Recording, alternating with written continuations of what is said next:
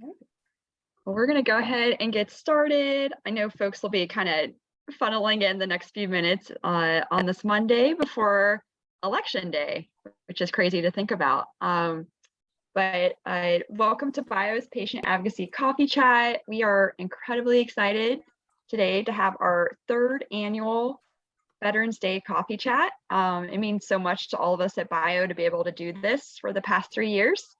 And our focus is women who have served. And with us today are 3 women who not only served our country, but continue to do so in meaningful ways. And we are also recognizing women who are serving today with a discussion of a new health resource for them developed by Healthy Women. And we especially want to call attention to military spouses and families who, by their activities and sacrifices, make it possible for every service member to carry out their mission. So we have National Military Families Association on our lineup as well.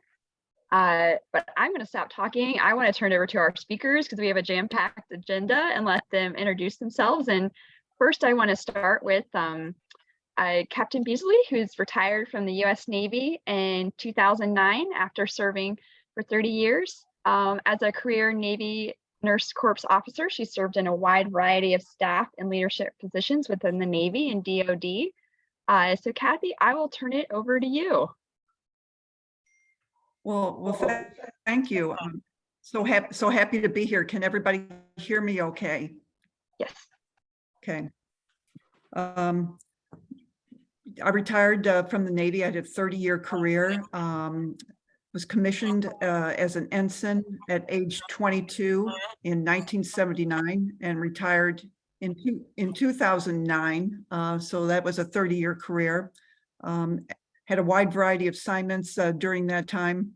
Went all over the world, with the Navy. Landed here in Washington, D.C. The last part of my career. I arrived at the National Naval Medical Center 3 weeks before 9/11 and stayed around the Washington area until I retired. When I retired, I joined the Military Officers Association, MOAA. It's a military service organization that advocates for those who wear the uniform, reservists, active duty, guard, veterans, their families, so the whole military community.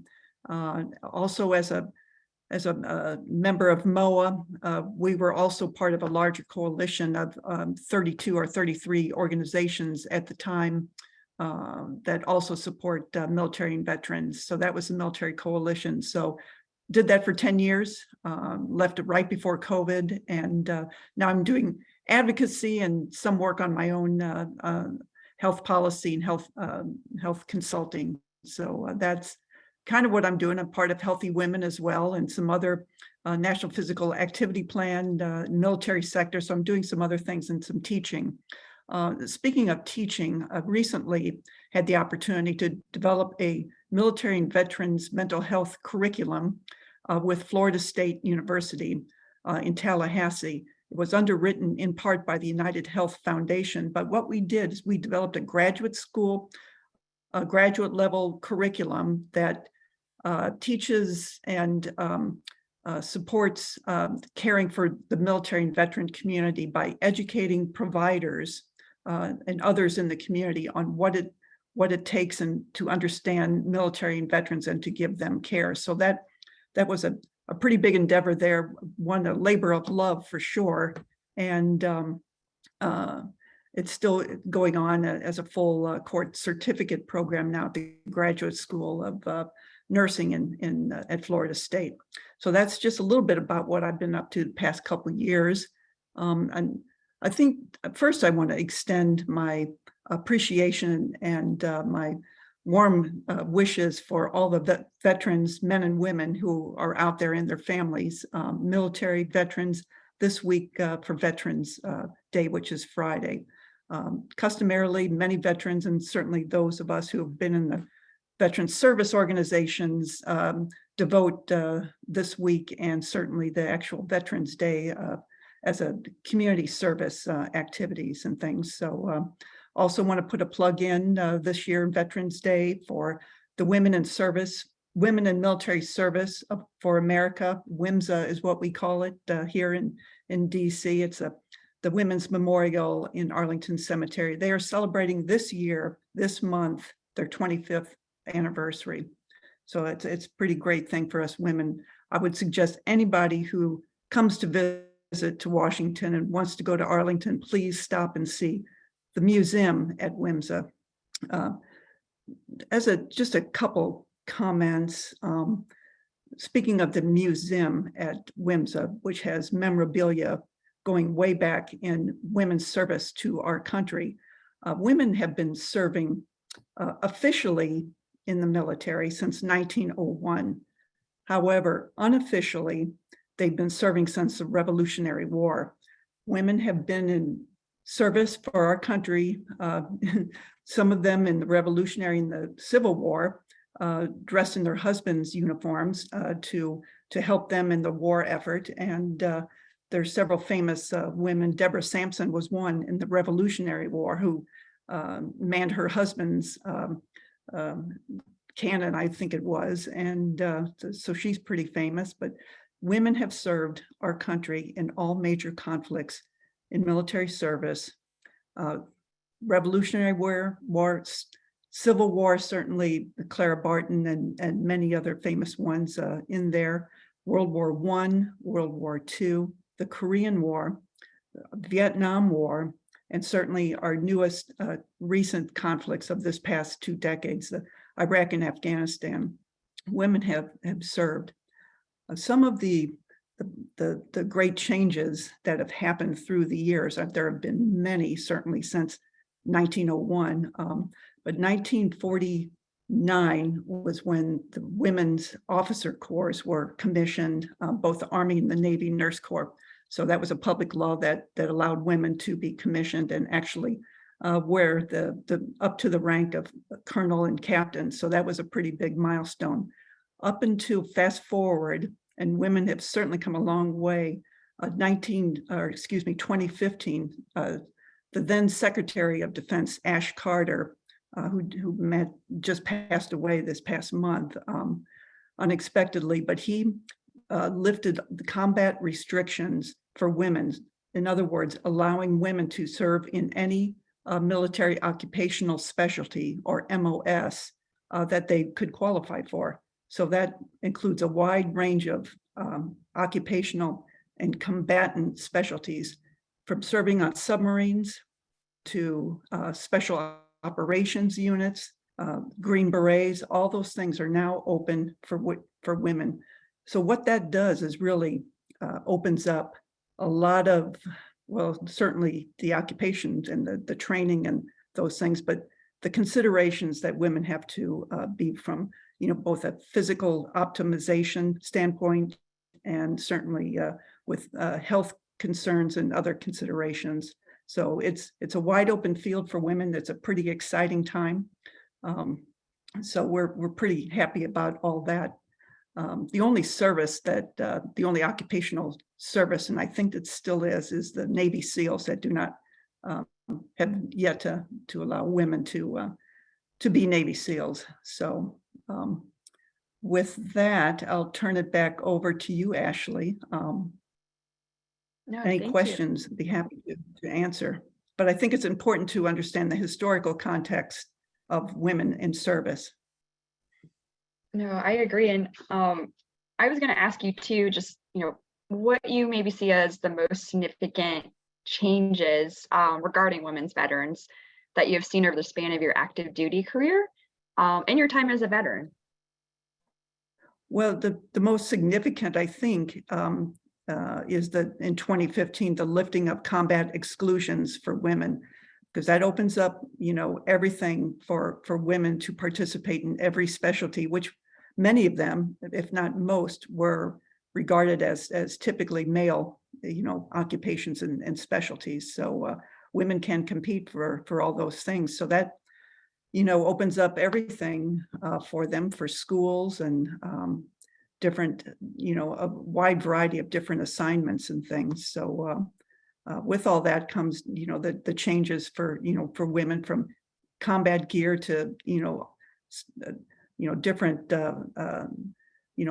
when you go aviation, I mean, women's flight suits are completely different than men's. So that, there's a big tail that comes with that too, in terms of retrofitting, if you will, the military and typically male occupations for women now. So I remember the day, coming into the Navy in the beginning of my career, it would have been unheard of to think about women being on subs, for instance. They just weren't outfitted for, dual, two sexes to be on them. So now, these new class of submarines are, they've got the women's quarters and the men's quarters. So, and all that goes with those things. So it's brought about a lot of change. So I think the lifting of combat restrictions and things, I think, is one of the most significant changes.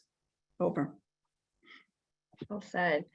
And then I'm curious, what we have patient organizations from a variety of disease areas on the line, and curious what your recommendations are for them and how they might like to engage more with women veterans.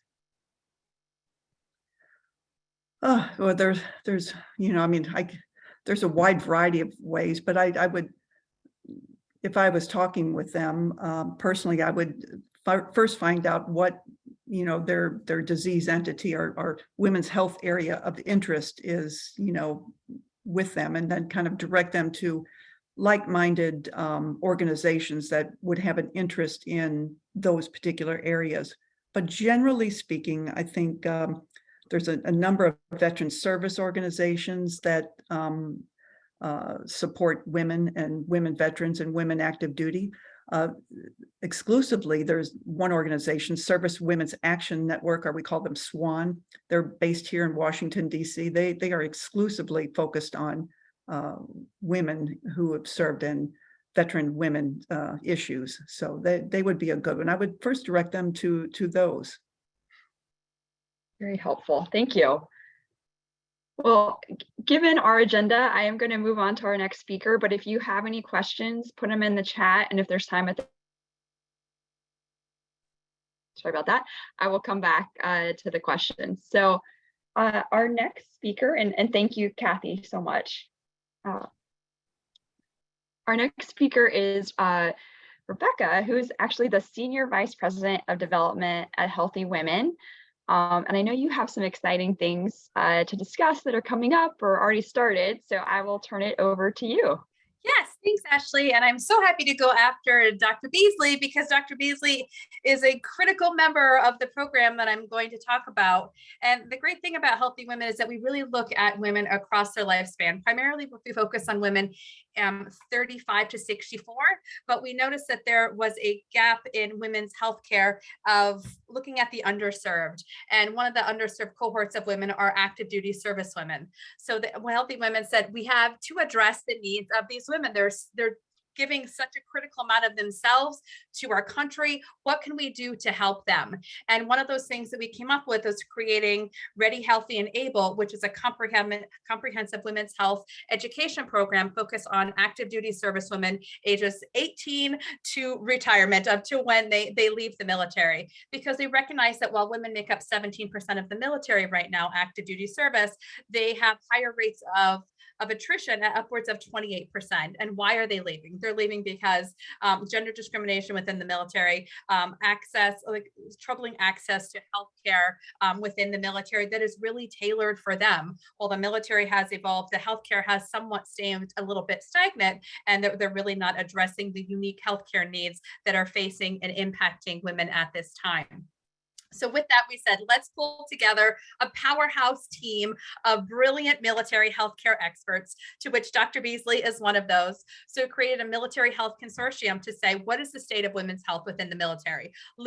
Really, where are we? I mean, back in 1970, women, active duty, they were 1%. And now we're up, like I said, 17%. Where has it changed? Where are there opportunities? Where is it successful and where is it not? So with that, we created this program. So we have a brilliant array of military healthcare experts on our consortium, including Dr. Beasley. And we said, where are we going to go? What are we going to do? So we're looking at not only educating active duty service women, and really addressing their unique healthcare needs. And there's so much we can do. We had to narrow it down. So with that, in this initial phase of the program, we're focusing on gynecological health, mental health, sexual health, muscular, skeletal, and urological. And with those those broad brush modules, there are probably about, Dr. Beasley will confirm probably about 15 to 20 modules underneath each of those, because there's so much to talk about and such a unique opportunity for us to really engage with the active duty servicewomen on those bases. And so we're going to create a suite of educational curriculum targeting for, like I said, active duty servicewomen to really meet their needs and really address their unique health situations on the bases. What do they need to know about, urological health and when they're being deployed, and there may not be a restroom that is accessible to them? What do they need to know if they're, intentionally dehydrating or things like that? And all these different special things that are, when you're, outside of the military bubble, you don't really necessarily isn't top of mind for you every day, but it is really unique when you are serving within the military. So we're creating a suite of educational curriculum that'll be both online, and we may do some in person on the military bases. And then we also said we need to educate the healthcare providers as well. And so we're creating another arm of that to really balance the scales of having engaged and informed servicewomen. We also want to engage and informed healthcare providers as well. So with that, we're going on to the military basis, and we're doing live and on-demand trainings to the healthcare providers as well. And we're really looking at the interprofessional healthcare team. And we're partnering with a CE provider to make sure it's all accredited.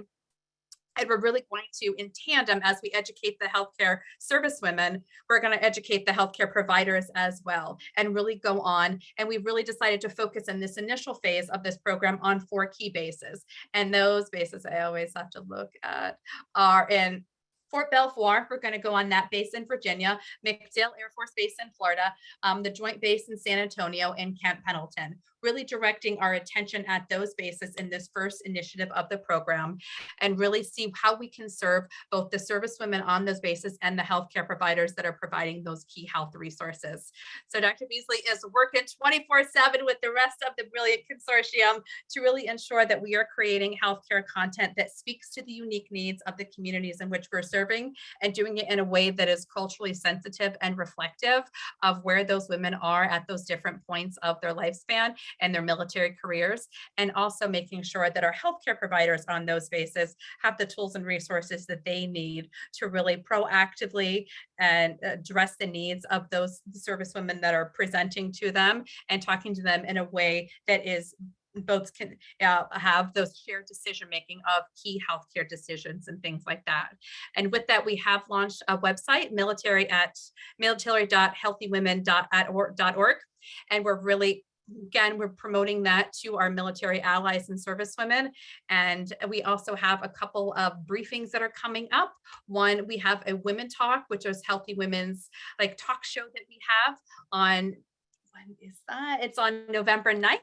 It's called Military Mental Health. And so we'll be having a great conversation on the status of women's mental health within the military. And then on November 15th, we're also doing a policy briefing discussing the current state of with service women's health within the military. And our goal with all of this program is to really have it be replicable on other bases across the country and after this first phase, and take the, continue to take the show on the road and demonstrate to the DoD and other key military allies that this is a valuable investment of not only of investing in the livelihood and the health of service women, but educating their healthcare providers as well, and keeping this program going. We're not currently funded by the DoD or anything like that, but our goal is to demonstrate to the DoD that there is a worthy investment in serving healthy women's, or serving the lives of service women, and making sure that they are ready, healthy, and able. Thank you. Mhm. And after this, if you could put links to all Yeah, the I programs definitely you will. mentioned too, Of that would be course. wonderful. And I'm also happy to hear that it's Fort Belvoir is on your list, because I have many Yes. neighbors Yay. who work out of there. So I don't know, maybe there's opportunity for folks Of on the line course. to see your work in action. Yeah, I would love that. But I have a few questions, and feel free if folks have other questions or want to weigh in towards the end, just let me know. I did, coming to this topic from the perspective of women's health, what do you see as major opportunities for learning about healthcare issues of concern to active duty women and veterans? I think for Healthy Women, as we really did the scan and really looked at it, just acknowledging that healthcare is not the same when you're outside of the military. There's a really unique space of women, like Dr. Beasley said, of the different boots for when you're going through basic training and different things like that. I mean, the Army just made a bra that made big news of like, they made a bra for women in basic training, which here we are in 2022, nearly 23, and that's headline news in that regard, which seems really bananas, but really just acknowledging the unique experiences that are facing our service women, and that otherwise many of them suffer in silence because they don't have a healthcare provider that they can feel as though they can talk to about this, or the base isn't really set up to really acknowledge those different health differences between men and women, and how can really support that in a way that is both lifts women up and provides them with validation of their health concerns. Good. And are there ways for folks on the line to keep up with your programming in this area?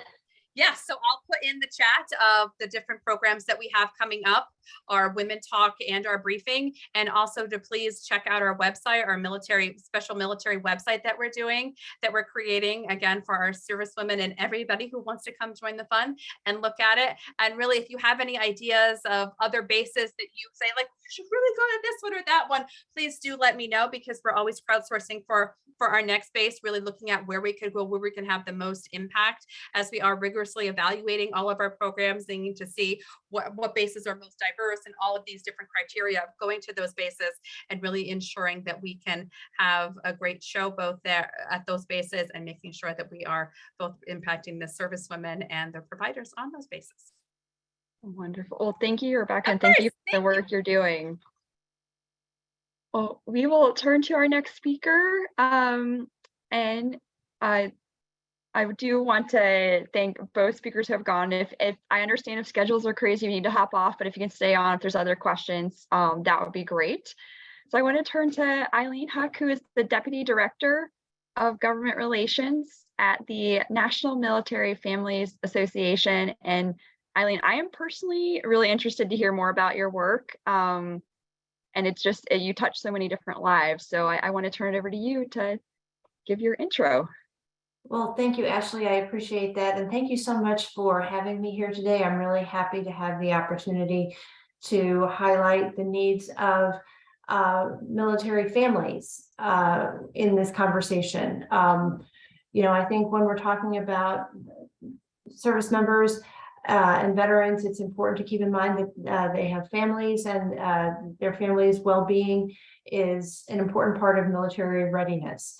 And so, as you say, I'm here representing the National Military Family Association. We are a nonprofit organization, the leading nonprofit organization that advocates on behalf of service members and families from every branch of service, all ranks, all components, including retirees and surviving family members. And we were started back in 1969, so we've been around for a long time.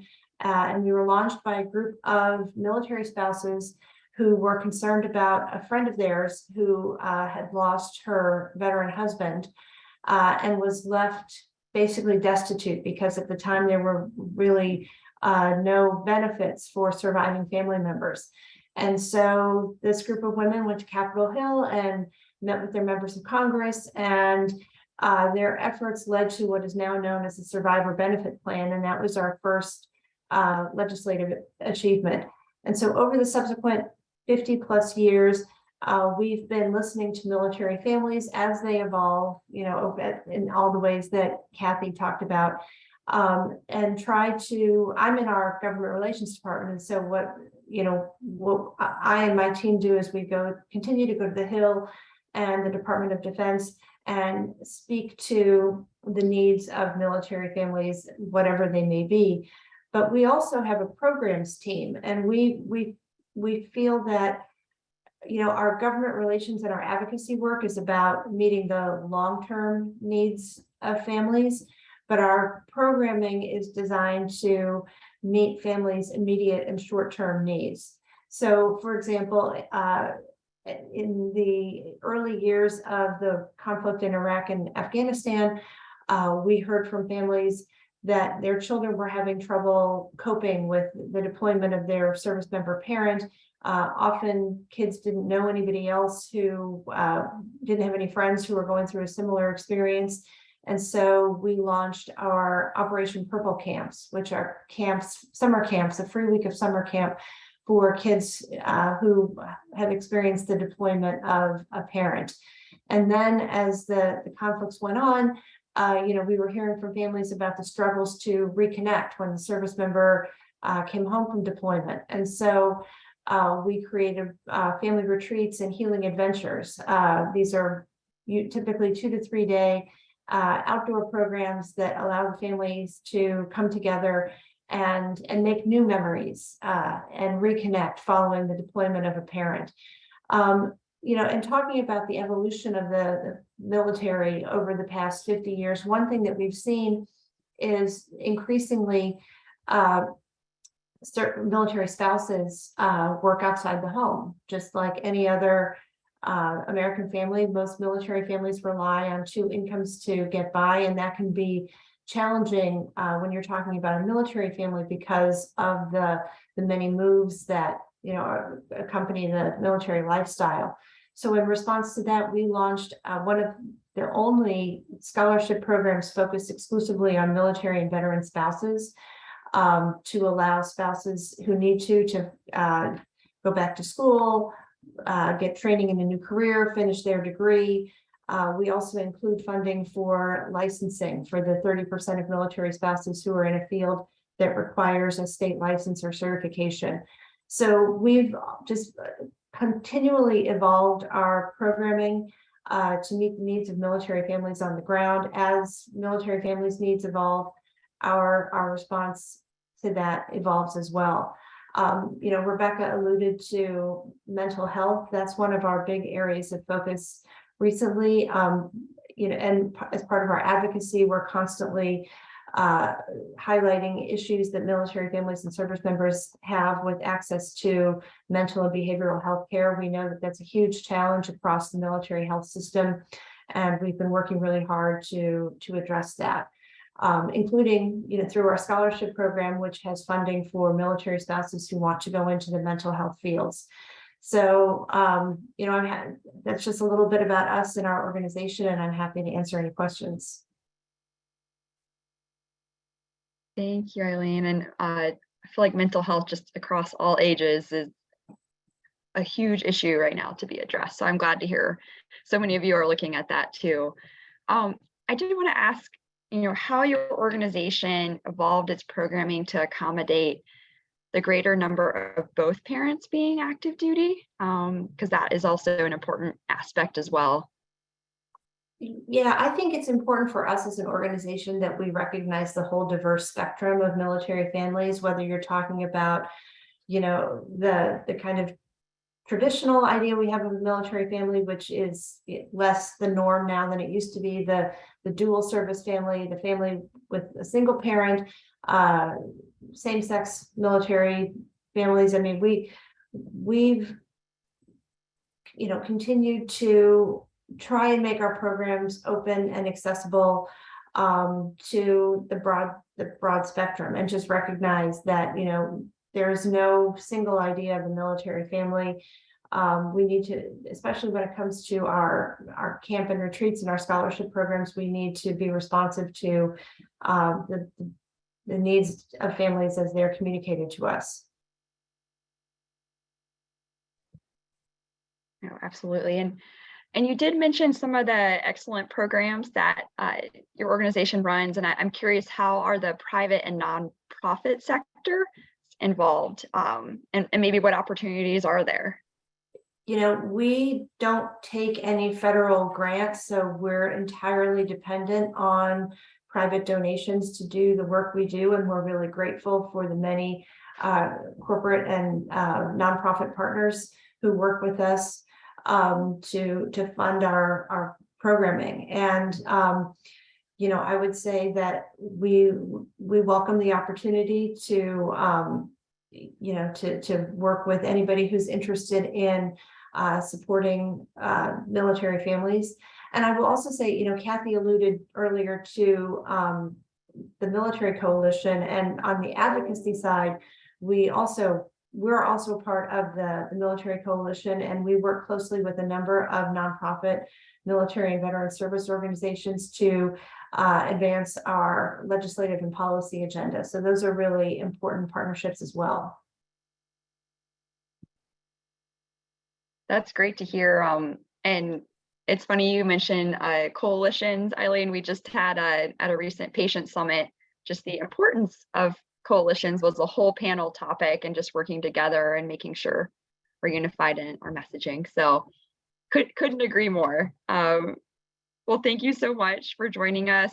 And if there's other links you want to put in the chat, please feel free to do so for folks. And we'll also do a recap with many of the resources you mentioned today.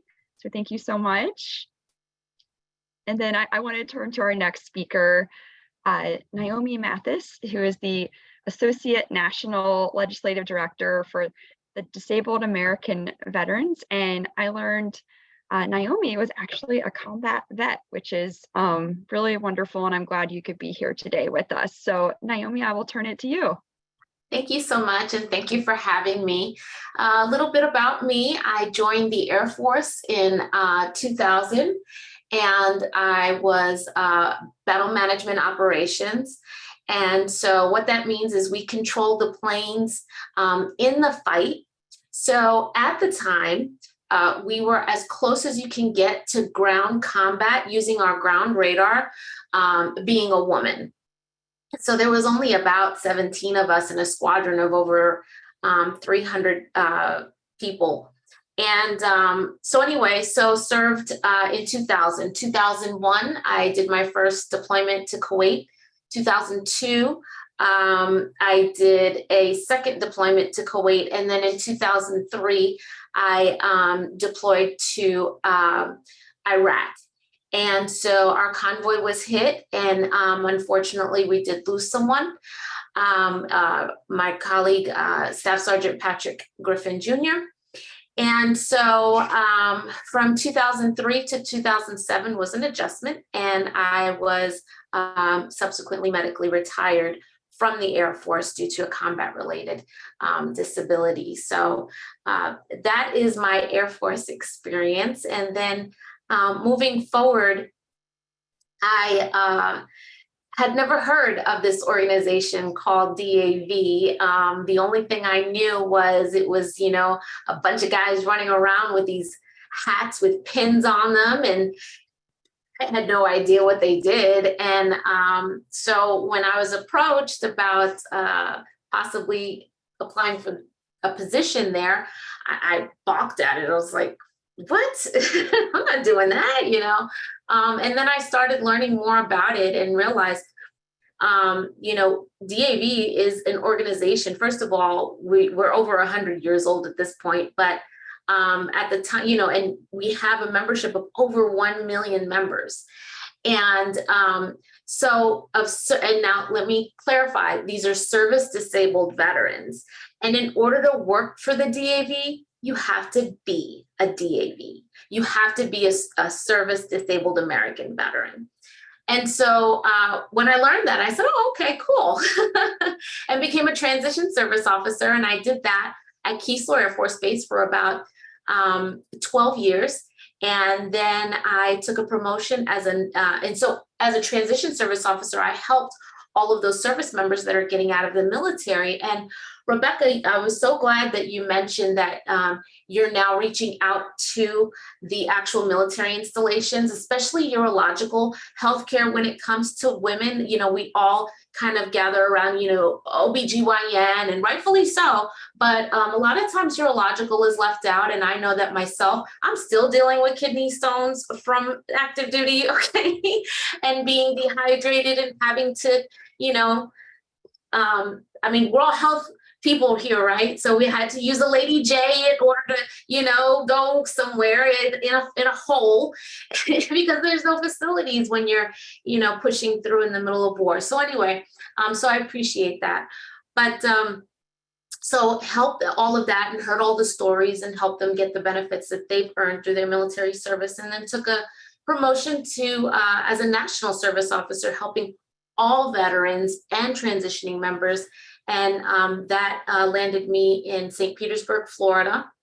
And then just in July, I was appointed to this position, now working legislative issues and having maybe a bigger voice to be able to assist women veterans and transitioning women veterans. And I myself was a single parent when I transitioned, and I was in the acute stages of PTSD. So it was very difficult. And so, DAV not only helped me with obviously a job, a position, but it allowed me to find a different purpose in life where, all of a sudden my military career is taken away. But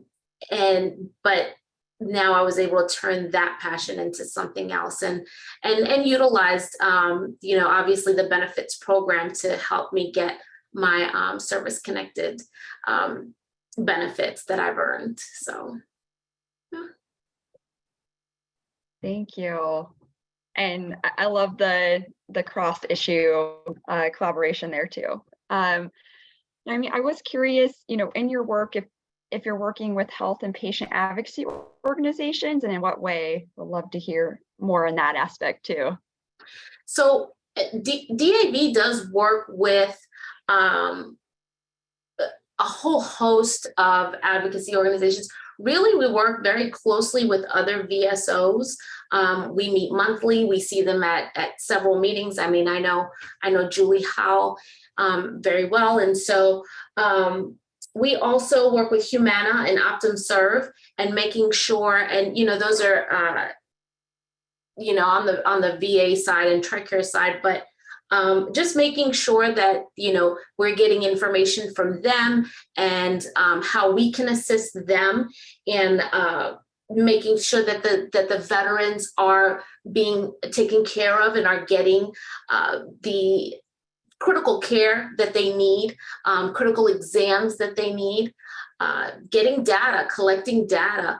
And we love working with healthcare advocates because it allows us to also give the VA an insight on what's happening out there down on the ground, a different perspective that maybe we can't see, to ensure that women veterans and veterans in general, I should say, also are getting the healthcare that they need. Absolutely. And I know many of us on the line have a love for advocacy, like many of you. So it's nice to hear just many of us try to collect different viewpoints before going in, whether it's to a Hill office or an agency. So glad to hear that. And I know a lot of folks on the line do the same. I did have another question just in terms of, as the percentage of women's veterans increases, how can military, veteran, and private health systems best learn from each other and work together toward improving care and treatment for women's veterans? I think a key, obviously, in any relationship, whether it be business or personal, is communication. I think that the nonprofit sector, the profit sector, whatever, they all need to talk to each other. DOD, VA, VSOs, other advocates all need to really have some sort of a communication in order to, because how can we understand what's happening if the left hand's not talking to the right hand? So I think that's a way. I will say that from being medically retired out in 2007 and up until today, and using the VA healthcare system, it has improved tremendously. The VA is doing a lot of things right, but there is so much that they can do to improve. And we continue to work on that. You know, you're looking at the Deborah Sampson Act and the Memo Act and all these other this other different legislation that's come down that's directly affecting women veterans. And so I think by continuing that conversation with the healthcare advocates, speaking with the legislative, you know, folks and so on, just a lot of crosstalk I feel just really needs to happen in order for us to continue to grow and be able to help a significantly growing community within the veterans healthcare system. I know, I can't think of the number off the top of my head, but it's pretty stunning in the next few years what the percentage will be. So I'm glad and I'm thankful for the work all of you are doing. Well, Naomi, I know given the time we'll move to our next speaker, but thank you so much for joining. Thank you for having me. Of course. And I know given you're just a few months in your role, I know folks would love to reach out and get to know you more too, if you're open to that as well. Absolutely. I'll put my email down in the chat. Sounds good. Thank you, Naomi. Well, I'm excited to turn to Julie Howe, who is the Associate Legislative Director at Paralyzed Veterans of America. Julie kindly and probably is a little bit jet lagged, so I greatly appreciate her being on this morning. Just returned from France, so what an honor for you to join us when you're very tired, and I know how that can be, so thank you.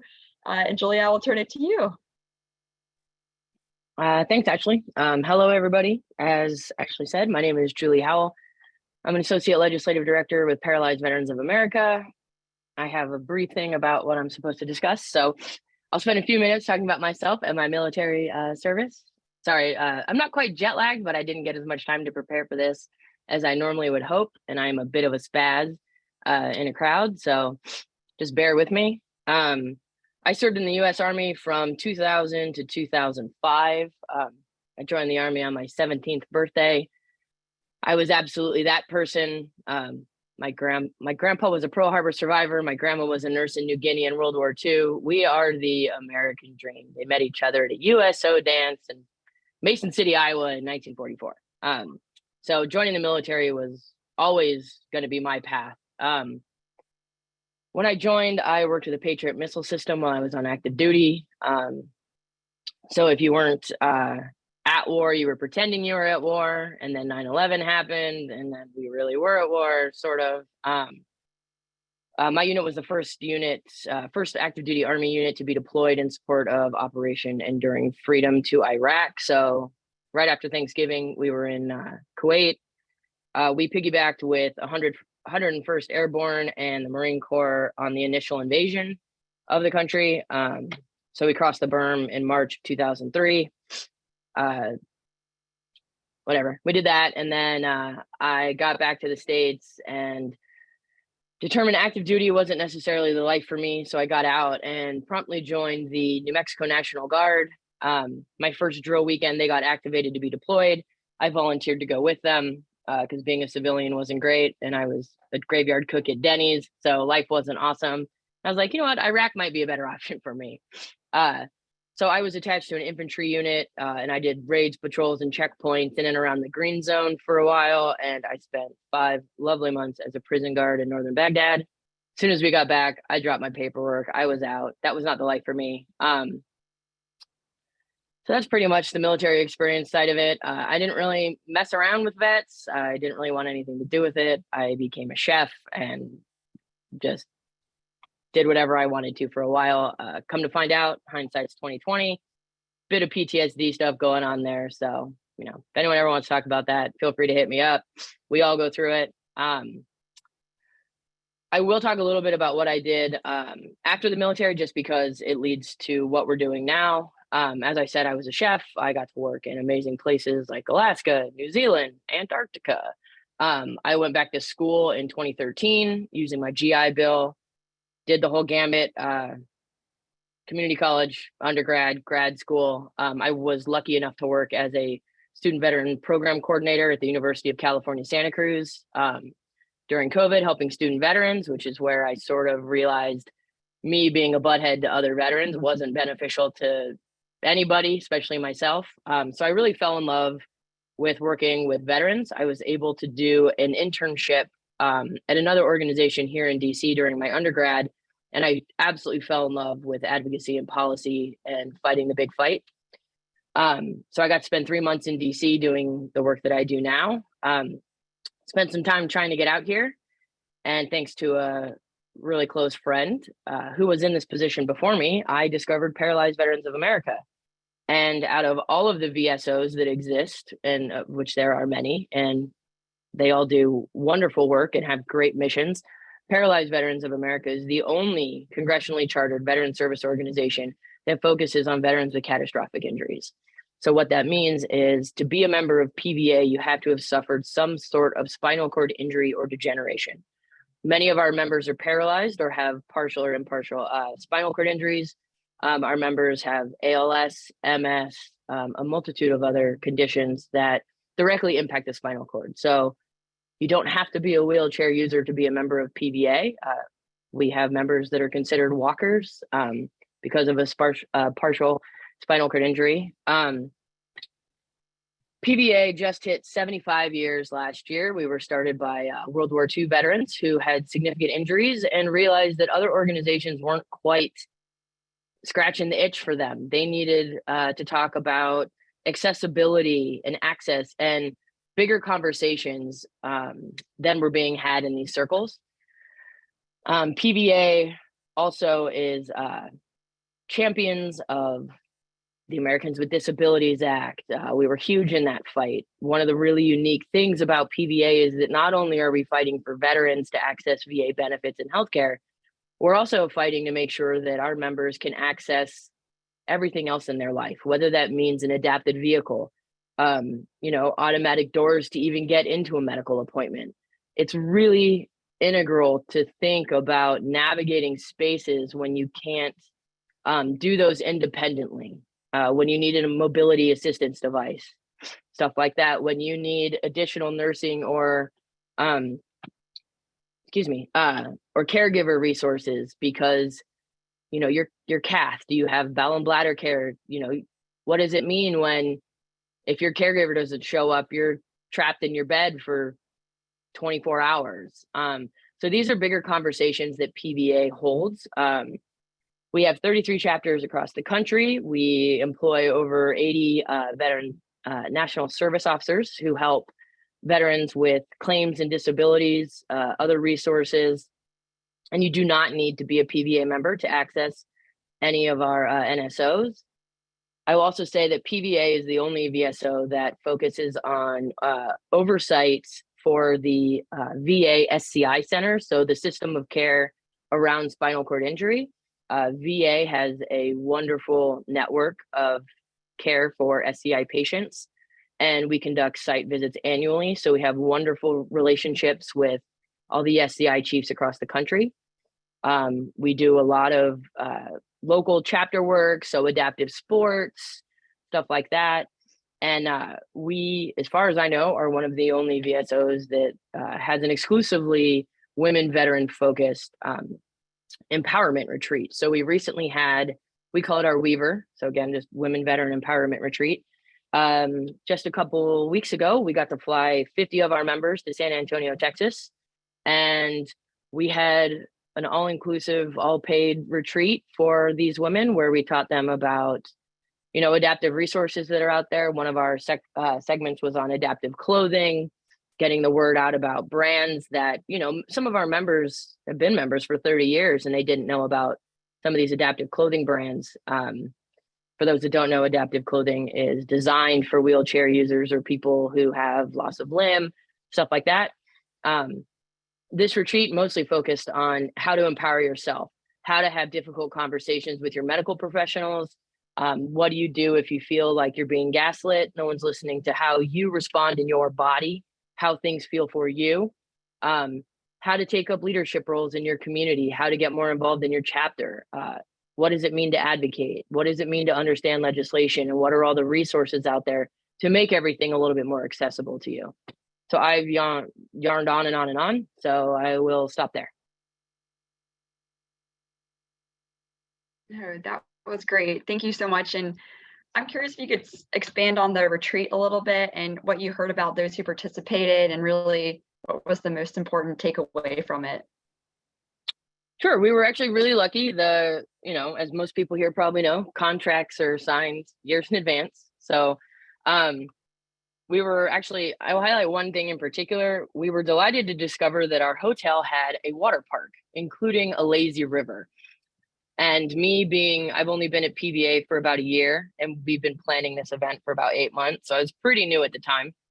And I was like, why aren't we using that? If that's part of the package, if we've already paid for it, let's come up with some programming around this. And so we were able to partner with an adaptive aquatics instructor down there, and he came out and we had some volunteers, and we were able to get about half of our participants in the water, many of whom it was the first time they'd been in a pool since their injury 20 plus years ago. One woman, it was the first time she's been in a pool in 60 years. And we got them to float around the lazy river. That's like, because I was the new kid on the block and maybe thinking less restrictive as other folks, a lot of our women really, really responded to that. Not only did we do, this lazy river thing, we had a paint and sip night. We had the SCI chief from San Antonio, along with the coordinator and manager of the Women's Health Clinic there, giving presentations. We had some women NSOs talking about women-specific benefits, like what does it mean to file a PTSD claim because of MST? For folks that don't know, that's military sexual trauma. These are topics that are at the forefront of conversations around women veterans right now. And I think having a safe space for these women to be able to have these conversations with people they can trust was really impactful. A lot of the feedback we've gotten is that, they know they're not alone. They know that other women have had their experiences. They were able to communicate with other veterans who have similar injuries or who are experiencing similar symptoms such as MS fatigue, and like, how do you navigate that? What does that mean? And so a lot of the women, you're never going to please everybody, especially a group of 50 women. They're all going to take something else away from it. But I think the common theme was they were delighted to see that they were not alone, and being able to present safe avenues for them to have more complicated questions and conversations. I think for a majority of the people that responded to our survey anyways, they really appreciated that. And so, yeah. I think that's probably more powerful today than ever, is the not being alone feeling. So I'm glad that was one of the big takeaways of the event. I also just quickly wanted to ask you, given there's a variety of organizations on the line, how they may consider working with your organization and paralyzed veterans and on future work too. Yeah, sure. I'm hearing a lot, not that I'm like super important, but I'm hearing in a lot of circles that the days of paying for chicken dinners are over. Everyone wants to be involved in programming. And I think it's critical to understand that a lot of programming that exists in the veteran space is not geared toward women. I'm a woman veteran myself. And as I mentioned, this event that PVA hosts, as far as I know, is the only national event for women veterans. Granted, it's only PVA members, but the reality of the situation is that it takes resources and financing to have any of these organizations be successful. Everyone's running on donations. Everyone's trying to create corporate partnerships, whether that means resource providing or resource sharing. I think any organization, particularly someone more in the medical field, reaching out to someone who carries the health portfolio for any of these organizations, just knowing that we have people in the healthcare field listening to these issues is critical. Support for the VA is it's got its own issues, but veterans overwhelmingly support VA, and they overwhelmingly would prefer to get their care at VA once they're in the system. Getting in that system can be a little bit of a challenge, but the data bears that out. And I think making better partnerships with VSOs, MSOs, so military service organizations, making those connections with government relations folks carrying that health portfolio, that's critical. As Naomi mentioned, communication is key, and we can't have honest and robust conversations if we don't know who we're talking to, or if we can't access the people to have these conversations with. So, you know, networking, as cheesy as it is to like stress that, that's critical, and that's vital for the survival of MSOs and VSOs, making sure that those partnerships exist and making sure that everybody's talking to one another. Well said. And I did, before we jump off, I did want to touch on one point. I wish you could have been at our Patient Health Advocacy Summit we had a few weeks ago, where many of the issues several of you raised about whether it's making sure there is a focus for access, and on a variety of the policy issues you mentioned. We had one panel, there was an organization that works with disability organizations on how you coalition build in that environment and being inclusive. And then also another panelist focused on how you access the Hill, which I found fascinating, because that is another challenge many of you deal with. Is, you know, I even heard someone walking the route before all the families came in town to make sure it was accessible, that they could get to the Hill offices, things like that. Or even the language you use on a Zoom call, if someone has lost their sight, describing what you're seeing before you're going into the details and the advocacy, describing what you look like. So things like that, I think are valuable. But without further ado, I do want to thank all of you for joining us today, and thank you to all of our speakers. I learned a lot. I hope you did. We will send out a recap email after this, and truly thank you to all those who have served on the line.